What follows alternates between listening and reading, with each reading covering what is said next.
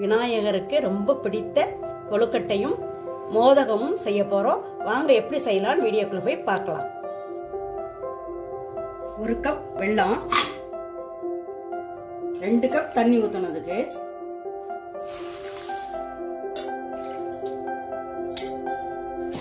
நல்ல வெல்லம் கரையட்டும். வெல்லம் நல்லா கரைஞ்சிருச்சு, வடிகட்டிட்டேன். கொதிக்கட்டும். ஏலக்காய் பொடி 2 போட்டுக்கலாம்.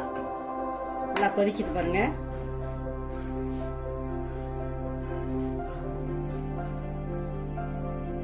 ரெண்டு கப் தண்ணி, 1 கப் வெல்லம், 1 கப் மாவு சிம்ல வச்சுக்கிட்டு கிளறணும்.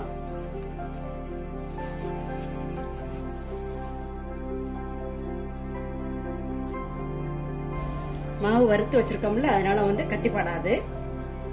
இதுல இப்ப 1/4 வாசிமா வெந்துரும். எள்ளு போடுறவங்க போடுவாங்க, போடலாம், எள்ளு போடலாம். மிதமான தீயில வச்சுக்கலாம். நல்லா கெட்டி ஆயிரும். முந்திரி வறுத்து வச்சிருக்கேன், அதை கொஞ்சம் போட்டுக்கலாம், நல்லா இருக்கும், பிள்ளைங்களுக்கு பிடிக்கும்ல. இந்த நெய் இல்ல, ஆனா நல்ல இந்த ஸ்வீட் எல்லாருக்கும் பிடிக்கும். விநாயகருக்கு ரொம்ப பிடிக்கும். மோதகம் சொல்லுவாங்க. ரொம்ப டேஸ்டாவும் இருக்கும். எண்ணெய் நெய் எதுவும் கிடையாது. நல்லா உடம்புக்கு ரொம்ப ஹெல்த்தியா இருக்கும். செய்யறது ரொம்ப ஈஸி. மாதிரி 2 பங்கு தண்ணி வச்சு கிண்டுறோம். செய்யறது ஈஸியா. நல்லா மாவு வந்துருச்சு, கெட்டி ஆயிடுச்சு. அடுப்பு அமர்த்தி இறக்கி வச்சிடலாம். ஆற வைக்கலாம். அடுப்பு ஆஃப் பண்ணிடுறேன். இப்போ ஒரு தாம்பாளத்துல இந்த மாவை எடுத்து வச்சிடலாம்.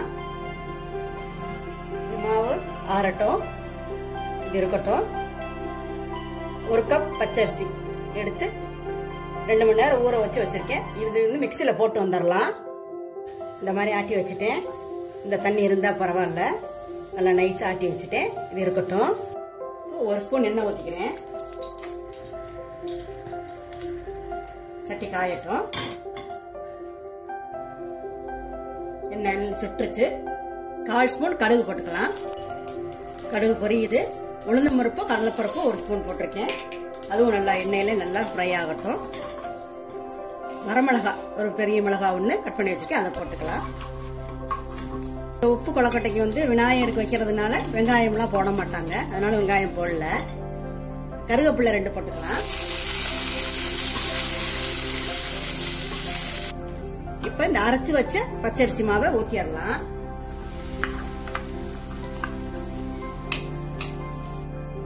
தேவையான உப்பு போட்டுக்கலாம். அந்த மாவுக்கு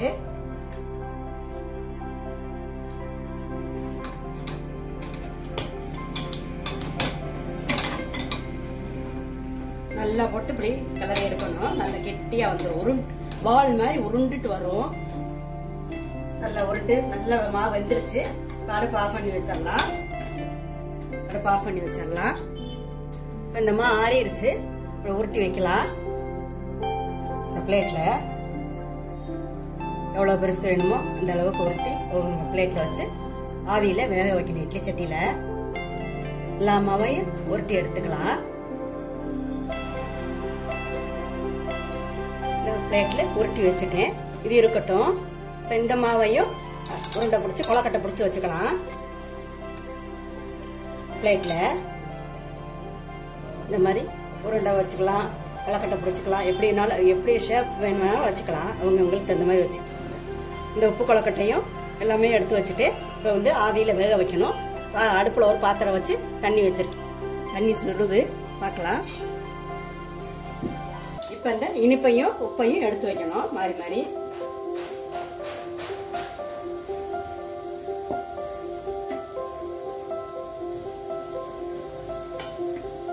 உப்பு ஒரு பக்கம், இனிப்பு ஒரு பக்கம் வச்சோம்னா 2மே வெந்துடும்.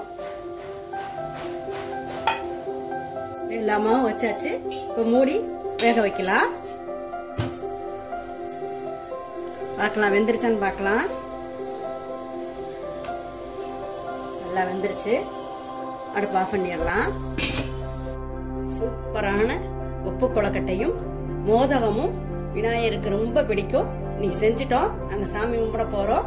நீங்களும் செஞ்சு பாருங்க. பிடிச்சிருந்தா அந்த வீடியோ பிடிச்சிருந்தா லைக் பண்ணுங்க, ஷேர் பண்ணுங்க, பேஜ் சப்ஸ்கிரைப் பண்ணுங்க. நன்றி, வணக்கம், வாழ்க வளமுடன். அடுத்த வீடியோல உங்களை பாக்குறேன்.